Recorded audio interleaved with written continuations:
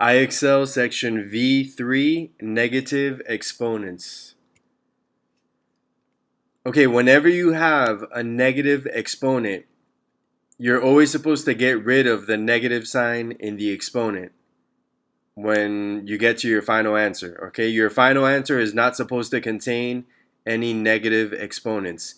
The way you get rid of a negative exponent is if you have an integer, you would put the base and the exponent in the denominator. Okay, as you can see here, they're taking whatever a is and putting it in the denominator of this fraction. They're putting the exponent right here, but it's no longer negative. They took off the negative sign and there's a 1 on the top. Alright, so 2 to the negative 4th power, you would change it to 1 over 2 to the 4th power. You're just putting all of this in the denominator and getting rid of the negative sign in the exponent. Over here there's another example. 3 to the negative 2 power, you would just put it in the denominator and get rid of the negative sign in the exponent. And then if you look over here, there's a good example. You're not going to see a lot of this today. You're going to see some easy problems with fractions. But there's an upcoming IXL or two that's going to have fractions. It's not a big deal at all. Okay? But let me show you how the easiest way to think about this is. All right? It says 2 to the 5th and the entire thing to the negative 6th power. All right? An easier way to look at this or to see this is like this. That exponent is being applied to the numerator as well as to the... I'm sorry. I wrote the wrong number. Let me try that again. That exponent is being applied to the numerator as well as to the denominator. All right, so if the numerator has a negative exponent, to get rid of the negative sign in the exponent, I would put it in the denominator. And if the denominator has a negative exponent, to get rid of that negative exponent, I put it in the numerator. So if it's on the top, you just put it on the bottom, and that gets rid of the negative sign. And if it's on the bottom, you put it on the top, and that gets rid of the negative sign. All right, very simple. Let me just say that in Spanish. Así que cuando tenemos exponentes negativos, casi siempre no están supuestos de escribir la respuesta final con un exponente negativo. Tienen que quitar el signo negativo del exponente. Y la manera que se quita es si la base es un número entero, ¿okay? Simplemente se pone en una fracción en el denominador, ¿okay? Y el exponente se pone también, pero se le quita el signo negativo, ¿okay? Así que, por ejemplo, aquí tengo 2 a la negativo 4, así que para quitar el signo negativo lo pongo en el denominador y ahora es 1 sobre 2 a la 4 sin ningún signo negativo. Okay, aquí la misma cosa, 3 a la negativo 2 sería 1 sobre 3 a la 2. Y aquí en esta fracción, que hoy van a ver algunas fracciones, pero son fáciles. Vienen otros IXLs que sí tienen más fracciones, pero sigue siendo fácil. La manera más fácil de pensar de una fracción con este exponente sería que este exponente se lo están aplicando a el numerador y también el denominador. Así que si lo piensan de esta manera, ¿okay? Para quitar el signo negativo de 2 al negativo 6 lo pongo abajo. Escribo todo igual, pero le quito el signo negativo. Y si está el denominador con un signo negativo, como aquí, lo pongo en el numerador y le quito el signo negativo. Así que si está arriba, lo pongo abajo y le quito el signo negativo. Y si está abajo, lo pongo arriba y le quito el signo negativo. Alright, so let's look at some examples. Alright, look how easy this is. Which is equal to 37 to the negative 6th power. Alright, so again, all you got to do is put it in the denominator and get rid of the negative sign. The main thing you got to watch out for is to not be in a rush, because if you're in a rush and not looking at it clearly, it's easy to make an easy mistake, right? Over here, which is equal to 93 to the negative 7 power? It would be 1 over 93 to the 7th power. ¿Cuál es igual a 62 a la negativo 2? Simplemente lo pongo en el denominador y le quito el signo negativo del exponente. Which is equal to 2 to the negative 59 power? It would be 1 over 2 to the 59 power. They're so easy that I got to look over my answers to make sure I'm not making an easy mistake because I don't have IXL on to correct me right now. All right, so let's look at some more examples. Okay, now, okay, so here in this one, they have it like backwards. They're giving you the answer. They're saying like, okay, if you put this in the numerator and make the exponent negative, that's how you would get like this. If I change it so that all I have is so that I don't have a fraction. Sorry, I was struggling with how to translate what's written here. But if I change this fraction and rewrite it to an equivalent number that does not have a fraction, that is not in fraction form, which would it be? Okay, it would have to be 4 to the negative 26 power, okay? Están preguntando cuál es equivalente a lo que está escrito aquí, así que simplemente sería este, porque es cómo se escribe esta fracción sin... ¿Cómo se escribe un número equivalente a esta fracción que no esté en forma de fracción? ¿Okay? Tendría que ser esta. 4 a la negativo 26. All right, here, same thing. Just put it in the numerator and make the exponent negative, and you'll have your answer. It would be this one. Okay? Pongan 43 en el numerador y cambien el exponente a negativo, y ahí tienen la respuesta. Same thing. All of these are the same on this slide. All right, so here it would be 49 to the negative 679 power, and over here it would be 5 to the negative 5 power. Okay. All right, now here you're going to have to write the expression as a fraction with a positive exponent. All right, so to write that as a fraction, by the way, pay attention to what you got to choose here, okay? First, I would choose this button so that I could do this, okay? And then I would choose this button on the bottom so that on the bottom, you know what, let me write that better.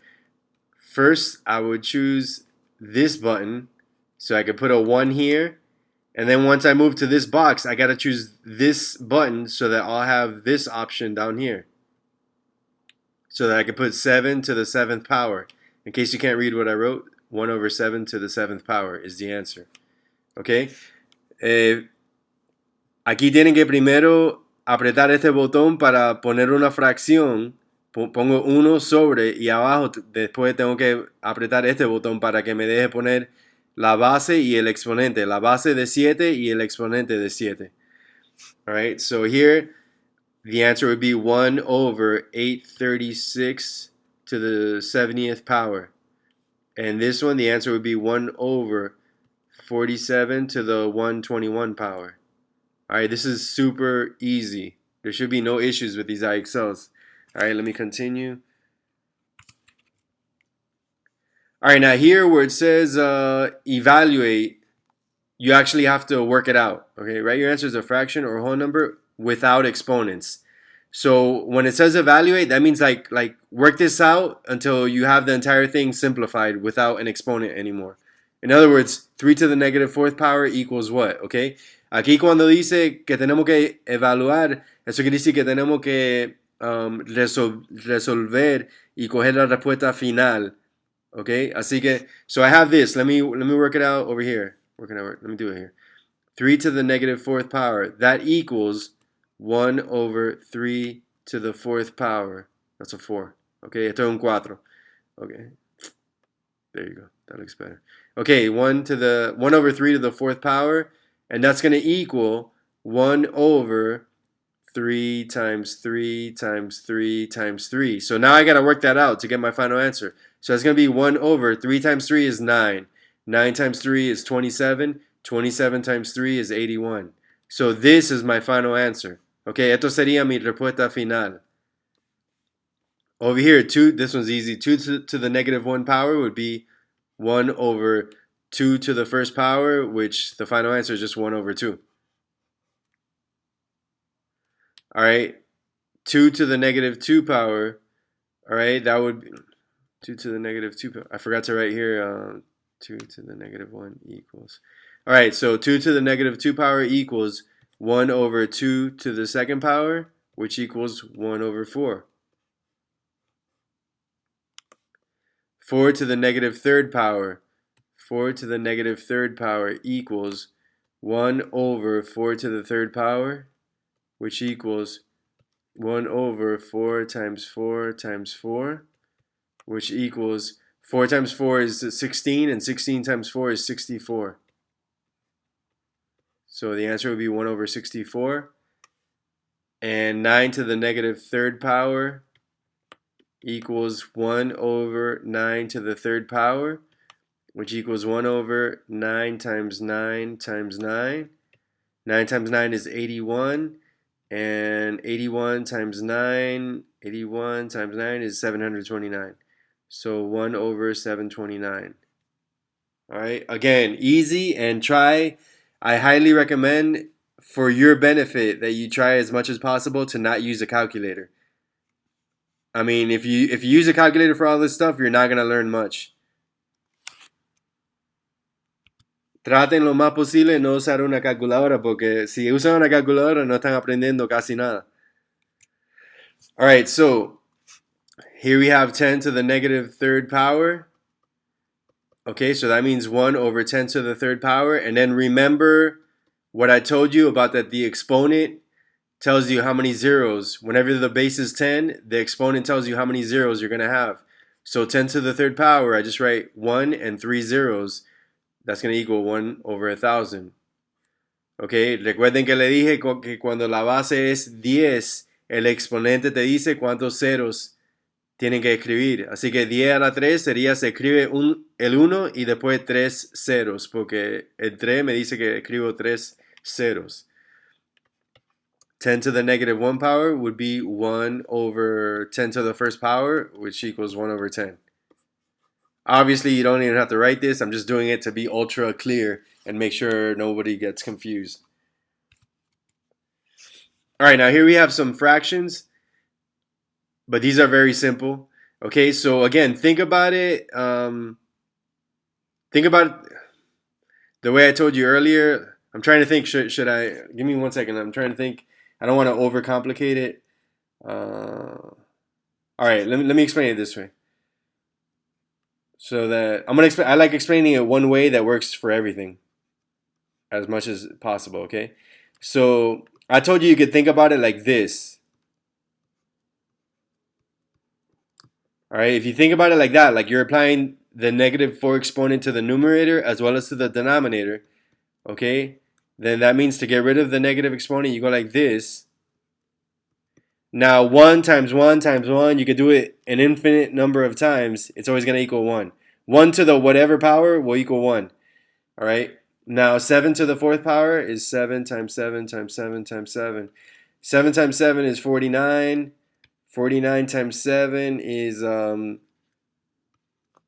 on, 28. 343. And 343 times 7, 1,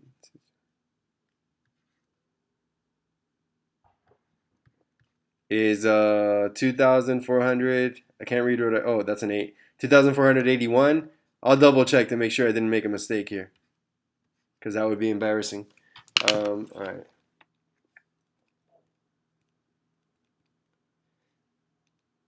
And really, whenever you have this, whenever you have a 1 on the top, honestly, it's just the fastest way to do it is just do this, okay? The fastest way to do it is to just do that. All right. However, I wanted to go look at the 1 just so that you see what's happening with the 1 and you understand it, because we're gonna have problems in upcoming IXLs where you have a different number here that's not 1, and you do have to work out the bottom. However, for these examples where there's a 1 on the top, you could just forget about it, because you're just gonna end up with a 1 on the bottom, and you're gonna end up with a whole number. So like in this one, the answer is gonna be 2,481. You don't write the 1 on the bottom, obviously. Okay, so you know what? I did make a mistake. 3 times 9. I couldn't read what I wrote here. This is a 0. Sorry about that. So that's actually a 0. I think I wrote 0 to begin with, but I couldn't read my handwriting and I thought I wrote an 8, okay? Aquí escribí un 0 y no me di cuenta y creía que escribí un 8, pero no, es un 0, así que 2401. Alright, so just double checking my works. Alright, one more second.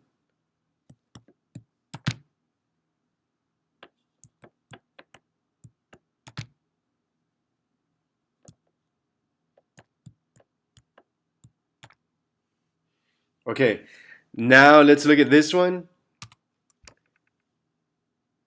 For the sake of time, I'm just gonna do it this way, okay? Well, actually, hold on. For the sake of time, yeah. For the sake of time, let me just write that. Again, you're applying it to both numerator and denominator, but when this is a 1, you're just gonna end up with a 1 on the bottom, so you could just, to go quicker, you could just write it. Think about it this way, okay? Cuando es un 1 en el numerador, okay, cuando lo ponen abajo para quitarle el exponente negativo, siempre van a terminar con un 1, como le estaba diciendo aquí arriba. Así que por estos ejemplos, si tienen un 1 arriba en el numerador, es más fácil simplemente escribir esto, okay, y hacerlo de esta forma. Pero hay otros IXLs que vamos a hacer en la próxima clase, sí van a tener que evaluar también el denominador, cuando ponga este número en el denominador. Alright, so 3 to the 4th power, 3 times 3 is 9, 9 times 3 is 27, and 27 times 3 is 81. We've already seen that today, so 3 to the 4th power is a good one to memorize, because it comes up a lot. This one's easy. You're just going to have 6 to the 1st power, which equals 6. And then this one, 1 over 5 to the negative 2 power, you'd end up getting 5 to the 2nd power, which equals 25. Okay, just in case anybody didn't get what I was saying up here, let me just show it again on the bottom. All right, in case I didn't say it clearly enough, okay? Por si no entendieron lo que estaba explicando aquí con el numerador, lo voy a explicar otra vez aquí.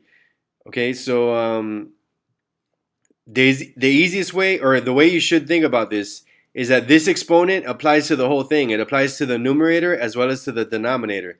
So I could think about it like this. El exponente este lo estoy aplicando al numerador y también al denominador. Así que lo pueden pensar de esta manera, que lo pongo el exponente con el 1 y con el 5. Así que para quitar el negativo lo tengo que poner en el otro lado. Si está en el numerador lo pongo en el denominador, y si está en el denominador lo pongo en el numerador. Alright, so if it's in a numerator, put it in the denominator. If it's in the denominator, put it in the numerator. But when this is a 1, you're always going to end up like 1 to the 2nd power, or to the 99th power, or to the millionth power. They're all going to equal 1, because 1 times 1 times 1 times 1 is always 1. Alright. Si este número es 1, cuando lo pongo abajo, con cualquier exponente, el resultado siempre es 1. Así que voy a terminar con un número entero. Así que cuando es un 1 arriba, no es necesario escribir todo esto ni pensar de esta manera. Alright, so the answer is just going to be 25. Okay, let me see. That might be, yeah. That's the last slide for this one. So that concludes the lesson for IXL section V3, negative exponents. Hope you guys have a great rest of your day, and I'll see you guys next class.